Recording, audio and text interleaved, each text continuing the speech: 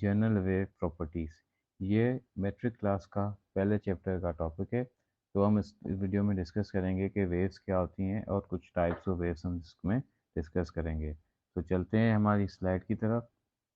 अच्छा, what are waves? तो waves क्या होती हैं? वेव को आप किस तरह से डिफाइन कर सकते हैं? तो वेव एक फिनोमेना है जिसमें आपका एनर्जी का ट्रांसफ़र होता है without the transfer of mass. मतलब एक जगह से एनर्जी दूसरी जगह पे ट्रांसफ़र होगी, लेकिन इस पूरे प्रोसेस के दौरान आपका मास का ट्रांसफ़र नहीं होगा। तो इस चीज़ को आप बोलते हो कि ये वेव फिनोमेना है। ठीक है? तो इसके कुछ टाइप्स हैं। टाइप्स ऑफ वेव्स क्या हैं? एक है मैकेनिकल वेव्स और दूसरी होती हैं इलेक्ट्रोमैग्नेटिक वेव्स। आप यहाँ पे फिगर में देख सकते हैं मैकेनिकल वेव किस तरह से ट्रेवल कर रही है, एक साइन वेव है, और इलेक्ट्रोमैग्नेटिक वेव एक बटरफ्लाई की शेप में एक जगह से दूसरी जगह पे ट्रेवल करती हैं। फिलहाल हम इस वीडियो में फोकस करेंगे मैकेनिकल वेव्स को। तो चलते हैं हमारे नेक्स्ट टॉपिक की तरफ जो है हमारा मैकेनिकल वेव्स। तो मैकेनिकल वेव्स क्या होती हैं?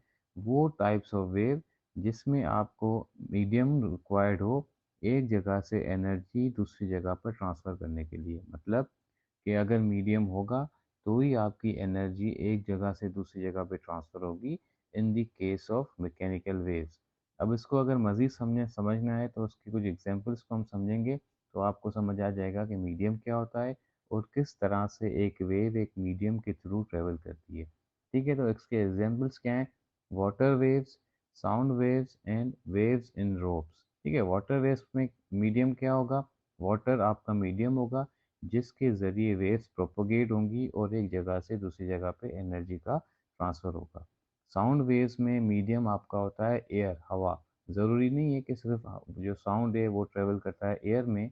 साउंड डिफरेंट मीडियम्स के में अपना प्रोपोगेट होता है और ट्रेवल कर सकता है।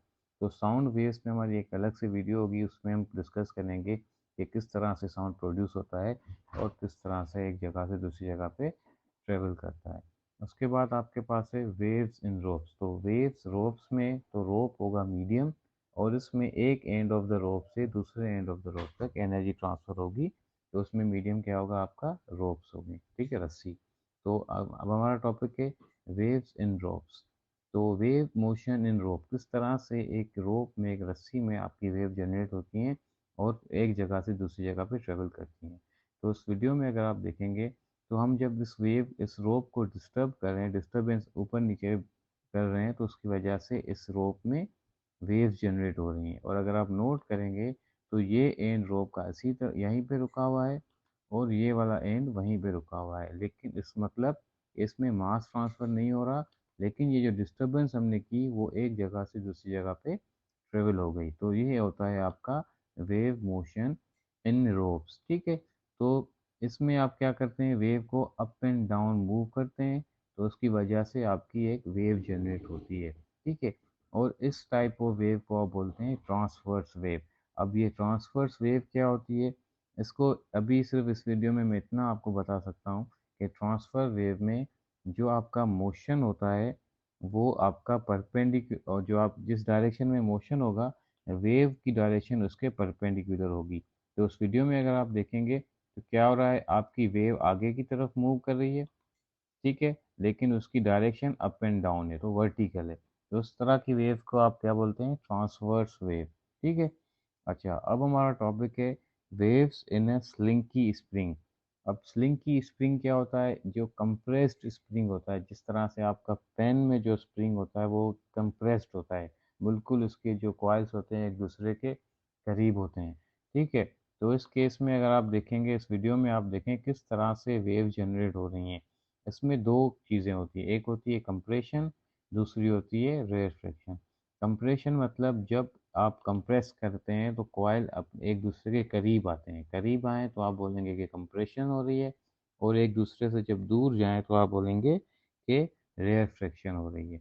तो अगर इस वीडियो को आप ध्यान से देखेंगे तो पहले आपने ये कंप्रेशन हो रही है, उसके बाद ये जब वापस अपनी पोजीशन पे आ रहा है तो ये रेयरफ्रिक्शन हो रही है। तो इस केस में आप स्लो मोशन में देखिए तो डायरेक्शन ऑफ वेव क्या है? ये आपकी जिस तरह डायरेक्शन है, वेव की डायरेक्शन है जिस तरह मूव कर रही है उसी डायरेक्शन में आपकी वेव जनरेट हो रही है। तो ये आपकी हो जाती है लॉन्गिट्यूडिनल वेव्स। अब ट्रांसवर्स वेव में क्या था कि आपकी डायरेक्शन ऑफ वेव और आपके जो मोशन है वो वेव मोशन वो परपेंडिकुलर था। लेकिन इस केस में जिस डायरेक्शन में वेव ट्रांसफ़र हो रही है उसी डायरेक्शन में आपकी वेव की प्रोपोगेशन है। ठीक है, तो ये आपकी हो जाएंगी लॉन्गिट्यूडिनल वेव्स। ठीक है, आगे अगर हम चलें तो हमारा टॉपिक है water waves in a ripple tank. अब water waves in a ripple tank, ripple tank क्या होता है? ये एक ग्लास का टैंक होता है जिसमें आपका पानी की जो लेवल होती है वो कुछ सेंटीमीटर्स होती है। इस ये डिवाइस में हम सरफेस वेव्स को डिस्कस करते हैं और सरफेस वेव को हम ऑब्जर्व करते हैं।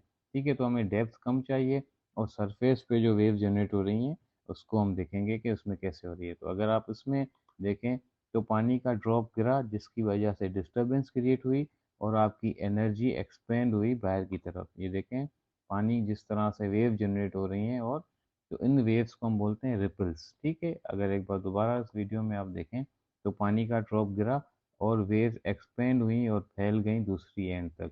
तो इस केस में भी ये जो यहाँ पे पानी था वो यहीं पे रहा। इसने क्या किया कि पानी वहीं पे है और आपकी एनर्जी आगे ट्रांसफ़र हो रही है। तो ये हो जाएगी वाटर वेव्स का एक एग्जाम्पल। आई होप इस वीडियो में आपको ये तीनों चीज़ें समझ आ गई होंगी।